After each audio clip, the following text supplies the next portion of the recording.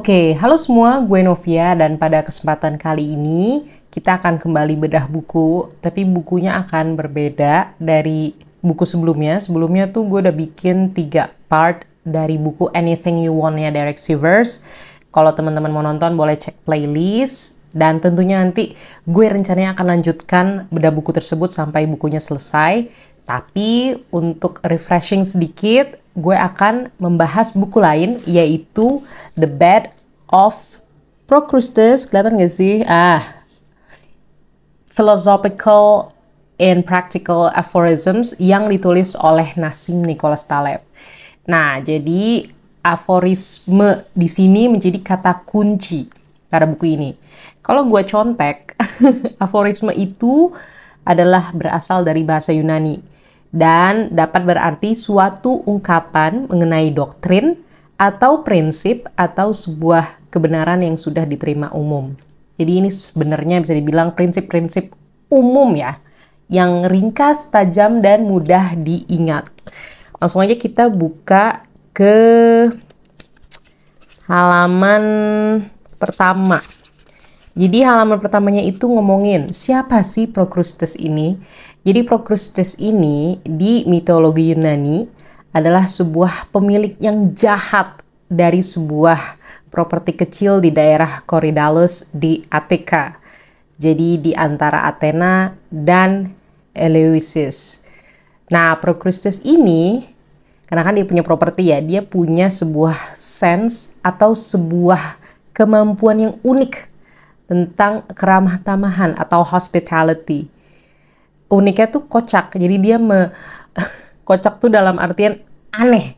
Dia menculik para petualang, travelers, terus dia menyediakan travelers tersebut dengan makan malam yang mewah, dan akhirnya mengundang mereka untuk menginap di kasur yang spesial. Dan dia ingin kalau kasur tersebut bisa cocok sama travelernya tersebut. Nah, kalau terlalu ini kocak sih. Kalau terlalu tinggi, kakinya itu dipotong. Kalau terlalu pendek, badannya dipanjangin. Aneh banget.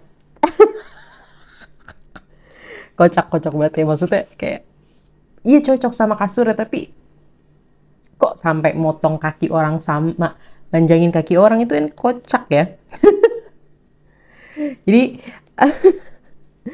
Jadi kalau misalkan dari pembuka yang ditulis oleh penulisnya yaitu Nassim Nicholas Taleb, jadi setiap aforisme yang ada di sini tuh kurang lebih mirip-mirip seperti kasur Procrustes yang tadi.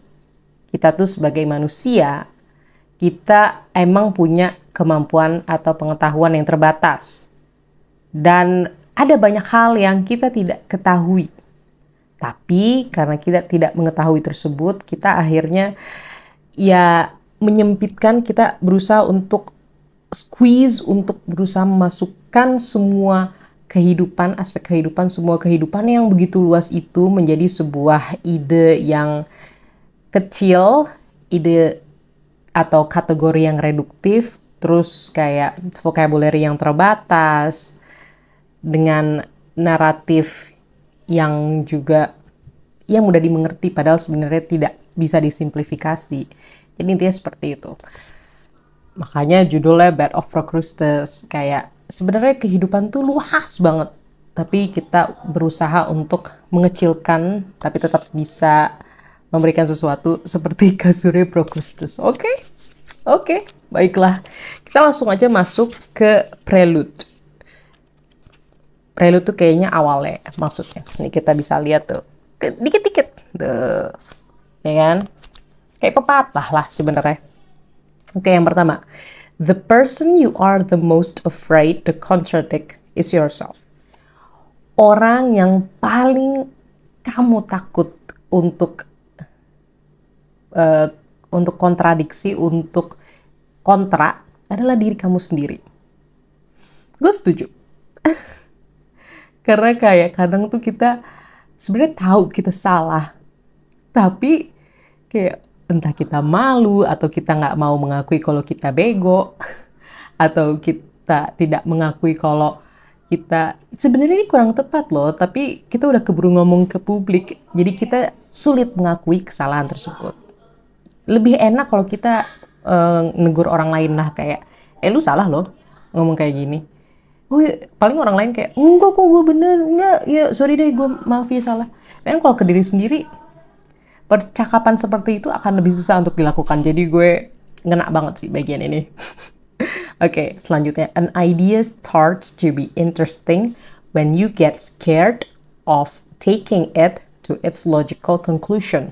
Sebuah ide akan mulai menjadi menarik ketika kamu takut untuk membawanya ke sebuah konklusi yang logis. Ini bener banget. Jadi kalau gue bisa bilang ya, kurang lebih tuh kayak ide itu justru akan menarik ketika lo takut untuk membuatnya menjadi nyata. Karena berarti yang lo pikirkan atau ide yang lo buat tersebut itu bukan cuma ngawang-ngawang. Bukan cuma ada di pikiran kayak terlalu surgawi, terlalu indah. Tapi ketika kita taruh ide tersebut di dunia nyata setelah kita mau coba praktekkan, kita kok takut ya? Serem banget kalau gagal gimana? Kalau ini nanti susah dijalanin gimana? Nanti kan gue harus ketemu orang A dulu untuk ngejalanin ide ini. Ya kurang lebih kayak misalkan kita mau sekolah di sekolah Ivy League deh. Kan saingannya banyak banget ya untuk beasiswa, ya kan? Tapi kalau kita mikirin, kalau kita mimpiin gitu, enak nih gue di Amerika bisa sekalian nonton konser dan sebagainya macamnya, enak. Tapi ketika kita udah mulai les TOEFL misalkan, atau bikin esai, terus bikin surat rekomendasi, minta ke dosen-dosen atau ke bos, itu kayak udah mulai deg-degan, ini bisa nggak ya? Nah itu jadi menarik ide tersebut, karena kita udah beneran lakuin. Very good.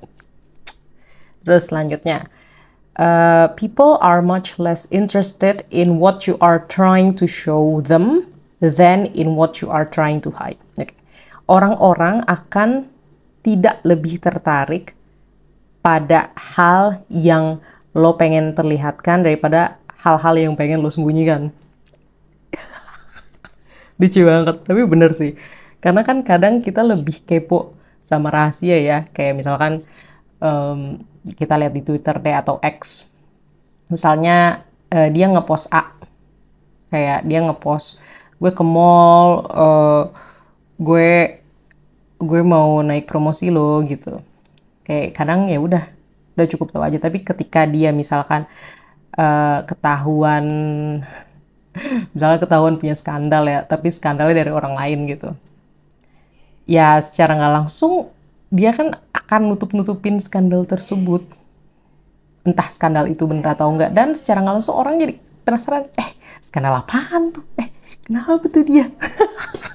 Kalau dia ke mall kayak, udah cukup tahu. Kalau dia mau dapat promosi profesi di tempat kerjanya dia, ya udah oke, good for them. Kalau pas tahu skandal, oh ya kenapa tuh? Coba googling coba nama ini. Kayak kita jadi lebih kepo. Ini good banget ya, makanya menurut gue teknik ini juga bisa menjadi sebuah ide juga atau konsep buat promosi brand di sosmed ya. Menurut gue kayak ketika kita dibikin penasaran nih sebenarnya maunya apa sih, itu malah kita jadi kepo, ini sebenarnya jualan apa atau acara apa. Tapi ketika kita langsung dijor-jorin, dikasih sebuah hal secara jor-joran, nanti kita malah jadi nggak penasaran lagi. Dan makanya kita harus pinter-pinter untuk bisa bikin penasaran orang. Ini kalau konteksnya promosi di sosmed ya. Oke, lanjut. Kita baru 3 aforisme BTW. Oke, pharmaceutical companies are better at investing diseases that match existing drugs. Rather than inventing drugs to match existing diseases. Berat. Perusahaan obat itu selalu lebih bisa untuk menciptakan penyakit yang cocok pada obat yang ada daripada menciptakan obat untuk mengobati penyakit yang telah ada. Takut. Jadi intinya, kalau kita melihat dari contoh toko obat, manusia itu punya kecenderungan untuk culas. Kayak kita tuh nggak ada tujuan untuk nyembuhin lo sebenarnya.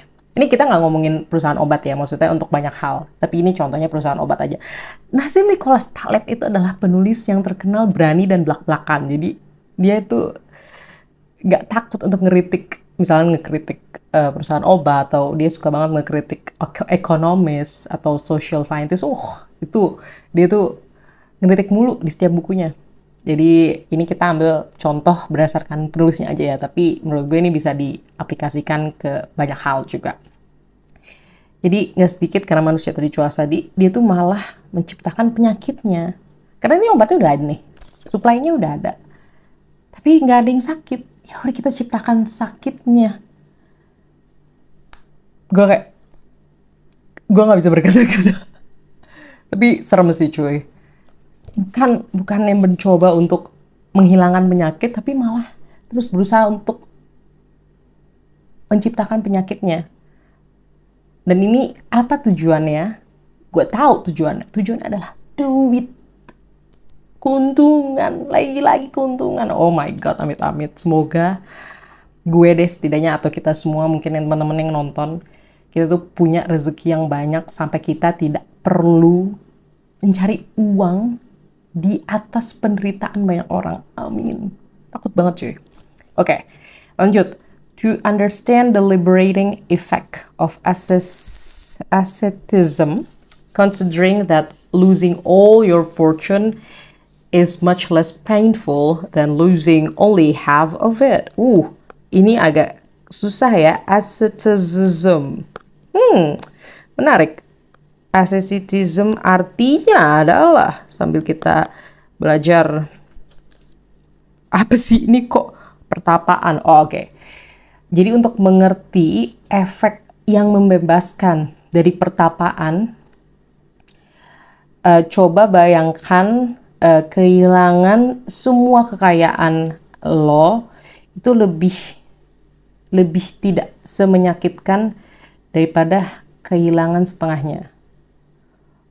Oke. Jadi kalau berdasarkan aforisme yang ini, kalau lu emang bener-bener pengen merasakan kebebasan yang mutakhir, kebebasan yang benar-benar paripurna seperti yang dilakukan di banyak pertapaan, lo harus bisa siap untuk kehilangan semua kekayaan lo. Jadi lo berusaha untuk tidak merasa sakit. Berat sih, berat, tapi gue paham maksudnya. Jadi kalau emang mau merasakan kebebasan yang seutuhnya, yang gak usah nanggung. Coba lu bayangkan bisa kehilangan semua barang-barang yang lo punya, apapun yang lo punya, dan lo mulai kehidupan sendiri dengan diri lo yang bener-bener kayak bayi dari nol. Gue gak kebayang sih. Jujur gue gak kebayang, tapi gue paham maksudnya. Dan kalau gue ya, di kehidupan gue sendiri, gue mungkin bisa ngaitin ini sama minimalisme. Jadi untuk bisa punya semacam rasa yang cukup membebaskan, rasa yang tidak banyak terikat ya, kita berusaha untuk tidak punya banyak barang ya, tidak punya banyak kepemilikan, mungkin seperti properti, atau mungkin kendaraan, atau banyak hal lainnya lah, yang ternyata ujung-ujung malah menjadi mengikat lo dan tidak membuat lo bebas. Karena gue pribadi cukup menjunjung kebebasan. Ini barang yang gue beli juga emang kebanyakan buku ya, tapi kan buku buat gue baca, atau kalau misalkan gue iseng mungkin tiba-tiba temen gue ada yang minjem, atau gue ingin giveaway, atau gue pengen jual, kan terserah gue. Dan tidak ada keterikatan pada buku ini gitu. Beda kan, karena ini punya gue.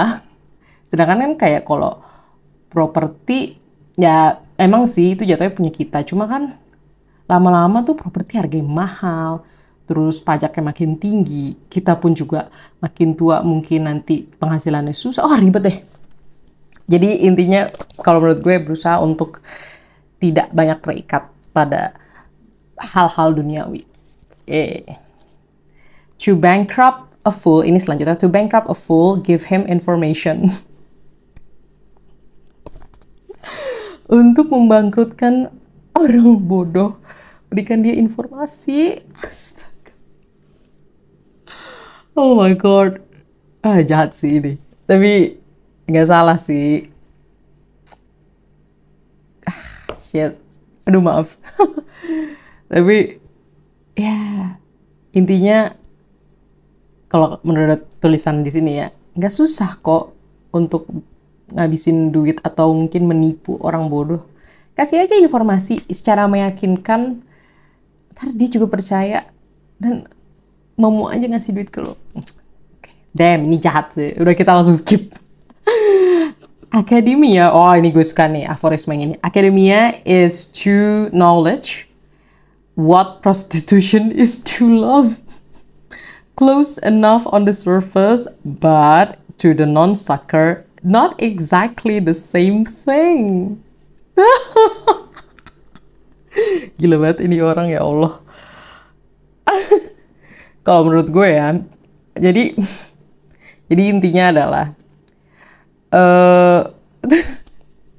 menurut gue ini kocak sih dia memakai perbandingan akademisi pada ilmu pengetahuan dan prostitusi pada cinta. Jadi, gue belum artiin, kurang lebih kayak akademisi pada ilmu pengetahuan itu seperti prostitusi pada cinta. Emang kalau misalkan di permukaan tuh kelihatannya deket ya, tapi sebenarnya itu bukan hal yang sama. Anjir banget dah. Gila ini orang. Jadi kalau yang gue tangkap ya, kan prostitusi itu menggunakan cinta dengan uang. Nah, kalau menurut gue, kenapa sih Bapak Nasim, si penulis ini menggunakan akademia sebagai contoh? Karena akademia menggunakan ilmu pengetahuan sebagai alat jualan. Oh my god, di saat ya kita sebenarnya kalau kita mau belajar dan kita tahu caranya, kita sebenarnya bisa cari ilmu pengetahuan itu entah lewat pengalaman diri sendiri atau kita nyari sendiri misalkan lewat internet yang udah sangat membebaskan. Tapi kocak sih, oke, I get it. Tapi kita lanjut aja ke aforisme selanjutnya. In science, you need to understand the world. In business, you need others to misunderstand it. Wow, di ilmu pengetahuan, lo harus memahami dunia. Di bisnis, lo butuh orang-orang untuk tidak memahaminya. Damn! Jadi intinya, kalau di sains, di ilmu pengetahuan ya apa adanya aja. Yang mesti kita beritahu di ilmu pengetahuan itu kebenarannya. Itu ya apa adanya aja. Sedangkan kalau kata Bapak Nasim sekali lagi, di bisnis justru lo butuh orang lain tuh nggak ngerti. Makanya nih, kalau gue jadi keinget, maaf banget gue ambil contoh misalkan beberapa peraturan dari institusi keuangan. Misalkan kayak kita mau buka rekening. Nah, kan ada formulir tuh ada banyak tulisannya. Kalau gue dikasih tahu ya, justru yang tulisannya kecil-kecil itu yang penting dibaca.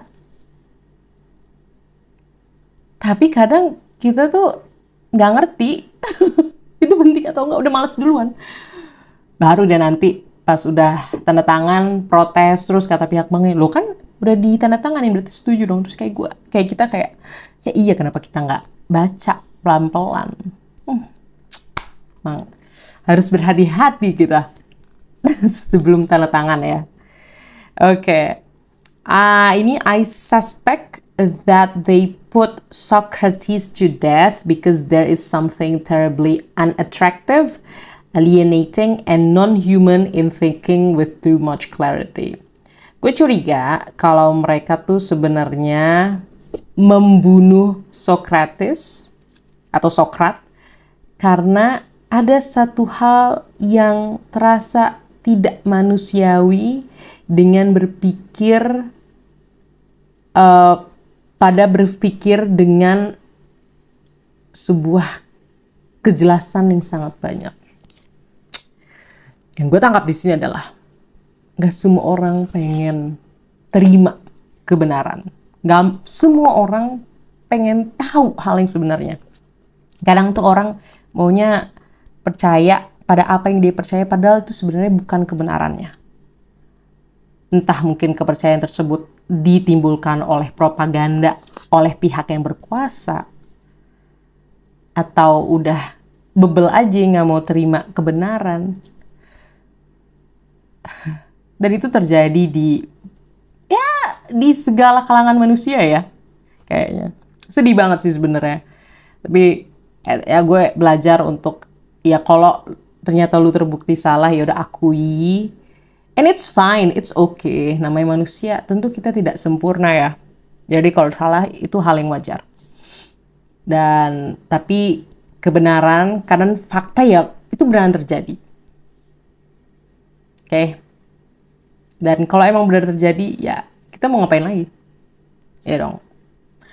Walaupun begitu ya, kita tidak boleh langsung percaya pada satu sumber. Kalau misalkan yang ngomong fakta itu satu sumber doang, ya itu kita harus curigai. Jangan-jangan itu sebenarnya cuma membelokkan fakta atau membuat fakta dari sudut pandang pemenang. Jadi yang tertindas, yang tidak punya kemampuan besar tuh sebenarnya punya fakta yang sebenarnya lebih benar. Tapi karena dia tidak punya kemampuan, ya udah kalah gitu loh. Tapi ya intinya kita harus berusaha untuk mencari kebenaran. Jangan langsung percaya. Oke, selanjutnya. Education makes the wise slightly wiser, but it makes the fool vastly more dangerous.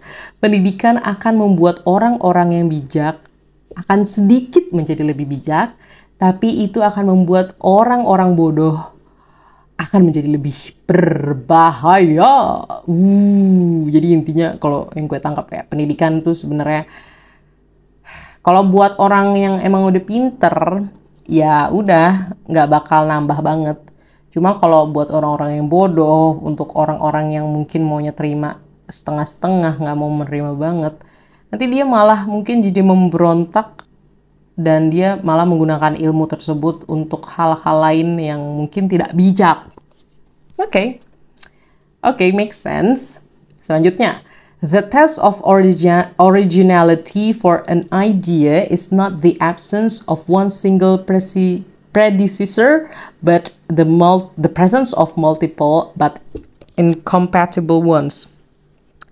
Tes pada sebuah originalitas dari sebuah ide itu bukan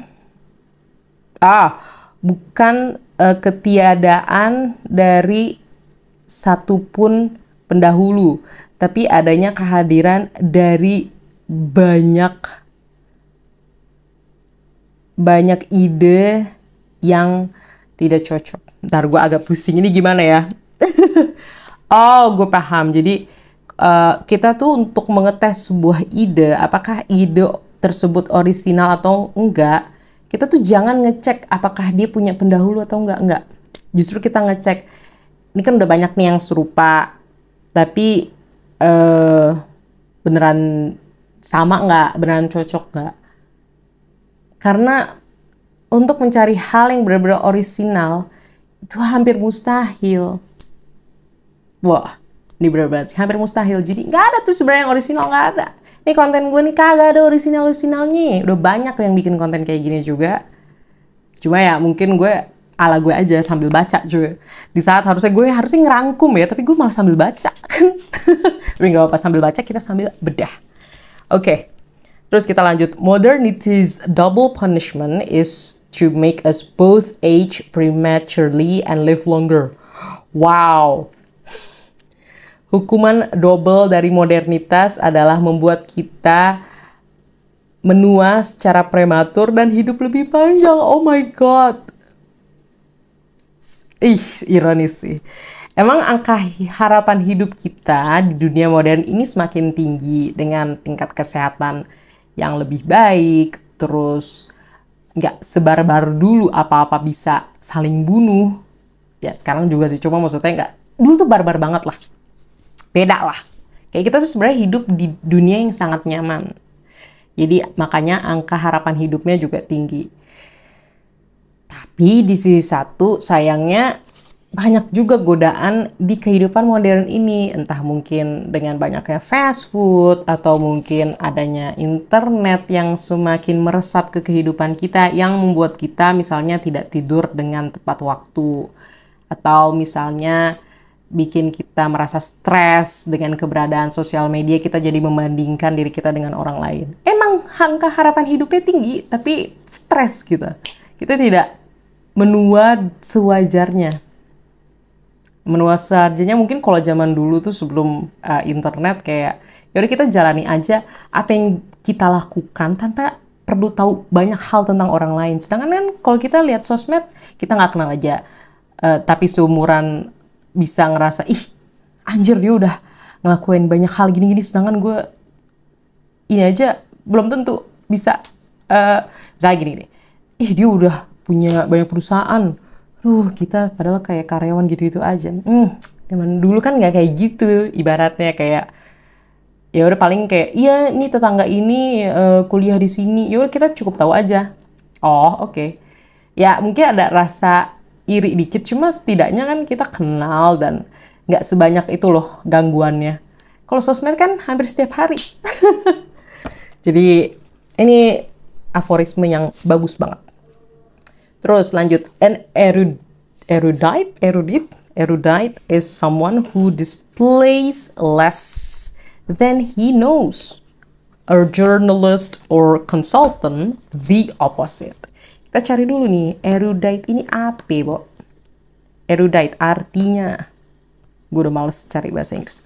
Oh, erudite itu maksudnya orang-orang berpendidikan tinggi atau orang-orang terpelajar. Orang-orang banyak ilmu lah.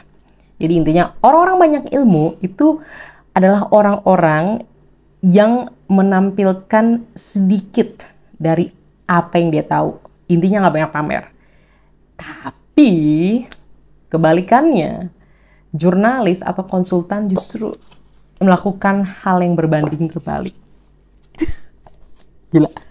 Dia tuh, nah, Taleb juga, seinget gue emang gak suka sama jurnalis atau konsultan. Karena mungkin ya, kalau gue tangkap dari buku-bukunya dia tuh gak suka karena jurnalis tuh kadang membesar-besarkan sebuah informasi yang sebenarnya nggak perlu dibesar-besarkan. Yang penting kelihatan pinter aja deh, atau konsultan. Kayak itu sebenarnya hal sepele, cuma karena dia kan sekalian jualan ya. Jadi kayak ditambah bumbu-bumbu bahasa yang tinggi. Jadi kelihatannya tuh advice yang dia kasih tuh sangat baik. Padahal sebenarnya biasa aja. Dan sebenarnya nggak butuh-butuh banget orang untuk dapat advice dari konsultan tersebut. Jadi ini sebuah hal yang bagus sih. Karena kadang kita kan pengen ngeliatin kalau kita tuh berilmu banget. Atau kayak kita punya sebuah pengetahuan yang lebih banyak daripada orang lain. Tapi ya buat apa cuy? Kayak ya udah kalau kita udah tahu banyak, ya udah cukup tahu aja. Makanya kan ada ilmu padi cuy. Kalau zaman sekarang semakin berilmu semakin merunduk. Mantap. Tapi kalau ya dibutuhkan untuk bisa pamer ya, kita bisa tahu waktu dan tempat juga sih. Gue rasa itu dulu, gue nggak nyangka sampai 30 menit hampir, kayak cuma baru 5 halaman. Semoga gue akan tetap istiqomah anjay untuk melanjutkan bedah buku ini. Terima kasih untuk teman-teman yang sudah nonton. Kalau misalkan punya pendapat, kritik, atau saran, langsung aja kirim di kolom komentar. Terima kasih sekali lagi yang udah nonton sampai titik ini, dan sampai jumpa di video selanjutnya. Dadah!